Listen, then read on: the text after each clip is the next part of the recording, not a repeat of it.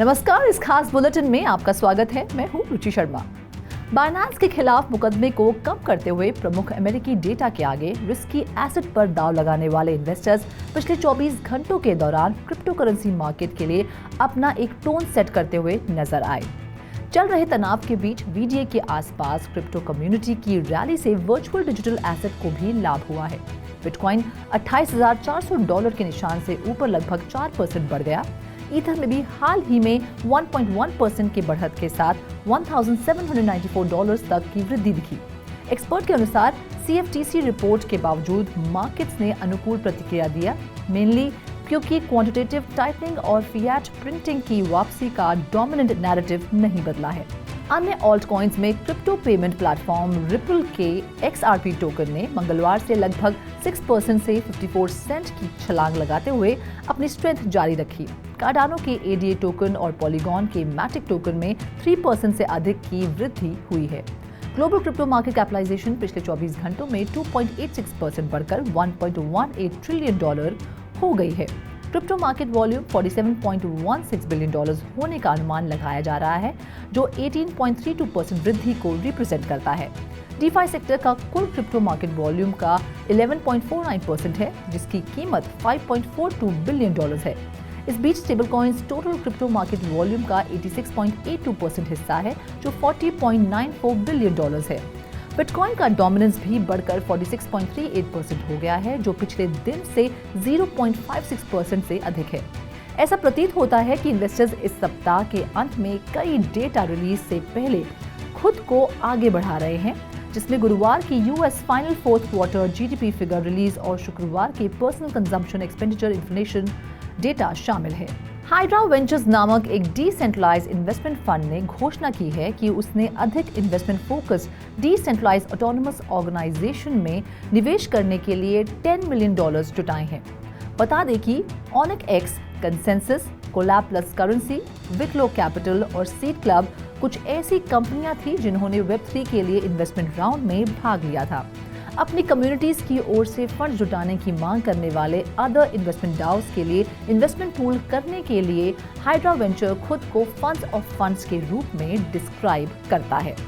Statistics website deep डाउ के अनुसार ऐसे 40 से अधिक डाउस हैं। फर्म ने कहा, हाइड्रा वेंचर डाउ इस थीसिस पर काम करता है कि इन्वेस्टमेंट डाउ स्पेस बढ़ाता रहेगा और इकोसिस्टम पार्टिसिपेंट्स को एक टिपिकल इन्वेस्टमेंट फंड की तुलना में इन्वेस्टमेंट असेस करने के लिए बेहतर स्थिति में रखा जाएगा, जो कुछ सिलेक्टेड पार्टनर्स द्वारा संचालित होता है। ड्रैगनफ्लाई इकोनिया लैब्स की अध्यक्षता में एक सीड फंड रेजिंग राउंड में एप्टोस ब्लॉकचेन के लिए एक ऑर्डर बुक सिस्टम बनाने वाली कंपनी ने $6.5 मिलियन जुटाए हैं। CEO एलेक्स के अनुसार कंपनी अधिक कर्मचारियों को नियुक्त करने, हैकाथॉन और अवार्ड प्रोग्राम्स जैसे नेबरहुड प्रोजेक्ट्स का समर्थन करने और एप्टोस और इकोनिया इकोसिस्टम में डेवलपर्स के ऑनबोर्डिंग में सहायता के लिए फंड्स का उपयोग करेगी। पोर्टलैंड, ओरेगन में स्थित इकोनिया लैब्स एक बैक एंड प्रोटोकॉल विकसित कर रहा है, जो एप्टोस पर DeFi प्रोजेक्ट्स के फाउंडेशन के रूप में कार्य करेगा। एलेक्स के अनुसार प्रोटोकॉल में order book, centralised cryptocurrency exchanges और ट्रेडिशनल फाइनेंस दोनों की एक विशेषता शामिल है, जो ट्रेडर्स को उनके द्वारा चुनी गई कीमत पर एसेट्स खरीदने या बेचने में सक्षम बनाती है या मार्केट द्वारा पेश की जाने वाली बेस्ट प्राइस को स्वीकार करती है। इकोनिया एक ट्रांसपेरेंट, परमिशनलेस तरीके से ऑर्डर बुक्स ऑन चेन लाता है और DeFi एप्लीकेशन के साथ इंटीग्रेशन का समर्थन करता है, जो स्पॉट ट्रेडिंग या लेवरेज डेरिवेटिव्स जैसे कई ट्रेडिंग विकल्प प्रदान करता है। कॉमिक रिलीफ US, जो एक नॉन प्रॉफिट ऑर्गेनाइजेशन है, ने 28 मार्च को सोशल गेमिंग प्लेटफॉर्म पर एक नए वर्चुअल वर्ल्ड के माध्यम से जेनरोसिटी और कम्युनिटी बिल्डिंग को बढ़ावा देने के लिए किड्स रिलीफ नामक एक नए कैंपेन की घोषणा की। रोब्लॉक्स का किड्स रिलीफ सोलर पंक सिमुलेटर एक्सपीरियंस अमेरिकी पॉवर्टी से लड़ने के लिए कॉमिक रिलीफ के रियल वर्ल्ड इनिशिएटिव्स के लिए फंड कलेक्ट करेगा, जिससे विशेष रूप से बच्चों और युवाओं को अधिक सशक्त बनाया जाएगा। रेड नोज डे जैसे high profile fund raising events जो फंड्स इकट्ठा करने के लिए एंटरटेनमेंट और सेलिब्रिटीज का लाभ उठाते हैं, कॉमिक रिलीफ US द्वारा स्पॉन्सर्ड है। लॉन्च का लक्ष्य 7 अप्रैल को social media sensation boy with uke द्वारा एक विशेष वर्चुअल कॉन्सर्ट होगा। एंटी मनी लॉन्ड्रिंग रेगुलेशन को यूरोपियन पार्लियामेंट की इकोनॉमिक और सिविल लिबर्टीज द्वारा अप्रूव किया गया था। मंगलवार को ये उन क्रिप्टो वॉलेट्स पर $1000 की कैप लगाएगा जो वैलिडेटेड नहीं है।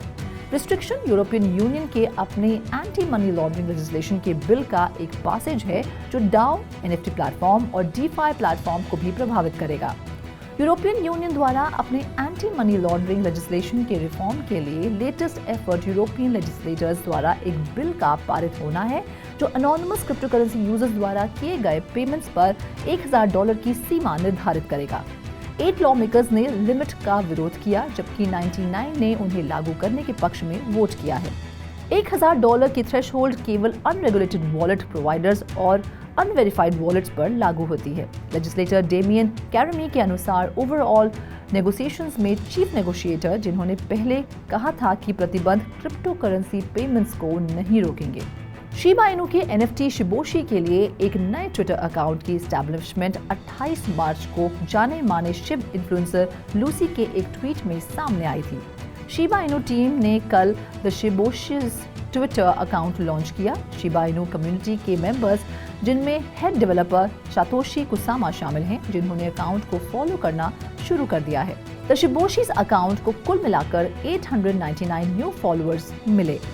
ये ध्यान रखना महत्वपूर्ण है कि अकाउंट शिबा इनू की एनएफटी प्रोजेक्ट से संबंधित डिसेमिनेटिंग पर्टिनेंट डिटेल्स पर कंसंट्रेट करेगा।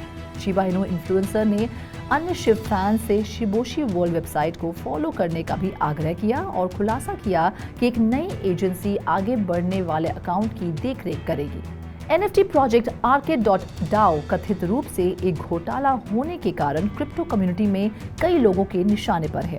क्रिप्टो पर्सनालिटी जैक एक्सबीटी ने कथित तौर पर 29 मार्च को एक ट्वीट पोस्ट किया जिसमें एनएफटी मशीन के रूप में जाना जाने वाला स्कैमर एक नए प्रोजेक्ट के साथ लौटा था। उन्होंने कहा कि ये जबरदस्त कॉपीराइट उल्लंघन प्रतीत होता है और इससे हर कीमत पर बचने की सिफारिश करता है। ट्वीट थ्रेड में वह एनएफटी मशीन के इतिहास के बारे में बात करता है, एक ऐसी घटना का जिक्र करता है जहां एक यंग डेनवर व्यक्ति पर एक घोटाले में इन्वेस्टर्स को धोखा देने का आरोप लगाया गया था। Arcade.dao अपने इथेरियम वॉलेट के लिए वर्चुअल आर्केड होने का दावा करता है। ऐसा प्रतीत होता है कि ये प्रोजेक्ट IPFS पर स्टोर्ड कई आर्केड गेम्स ऑफर करता है और इसे अनसेंसरेबल के रूप में डिस्क्राइब किया गया है। Decentralised trading infrastructure provider Orderly network में स्थित है और इसे क्रिप्टो करेंसी एक्सचेंज CoinDCX के इन्वेस्टमेंट डिवीजन CoinDCX वेंचर्स से फंडिंग रिसीव हुई है। इन्वेस्टमेंट की अमाउंट फिर भी कॉर्पोरेशन द्वारा पब्लिक नहीं की गई है।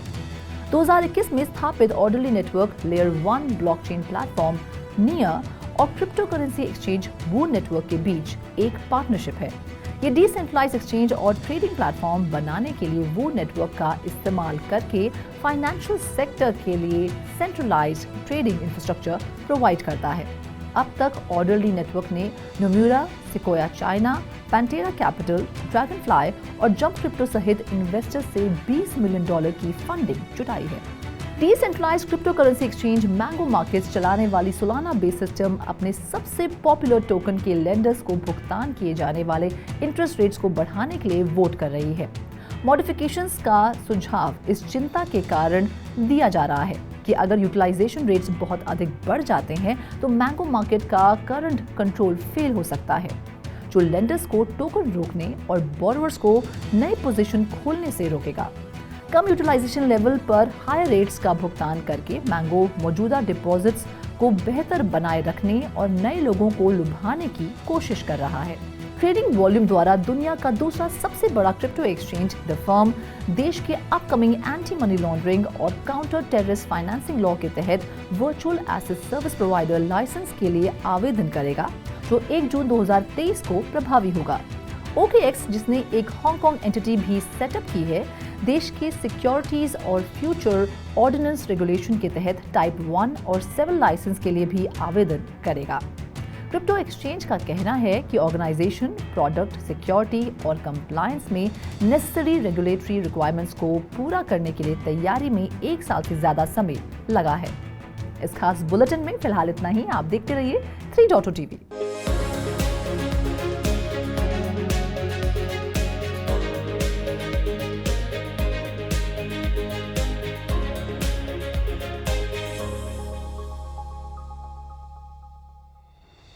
Investors raising bets on risky assets ahead of the key US data while shrugging off the lawsuit against Binance set a tone for cryptocurrency markets during the past 24 hours. The virtual digital assets have also benefited from the crypto community rallying around the VDAs amid ongoing tensions. Bitcoin, the largest cryptocurrency by market capitalization, surged above $28,400 mark, up nearly 4%. Ether, the second largest cryptocurrency in market value, was recently changing hands at $1,794, gaining 1.1% for the day. Experts have maintained that the markets reacted positively despite the CFTC story, mostly because the broader narrative of a return to quantitative tightening and fiat printing remains dominant.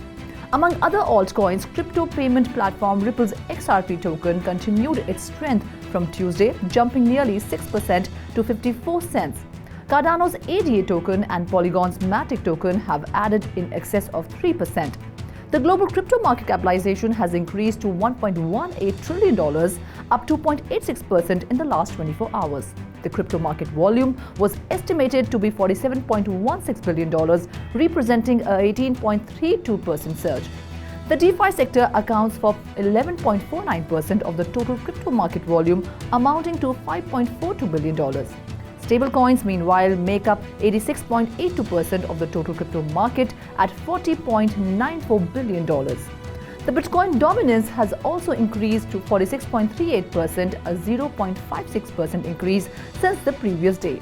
It appears that the investors are positioning themselves ahead of several data releases later this week, including Thursday's US final fourth quarter GDP figure release and Friday's personal consumption expenditures inflation data.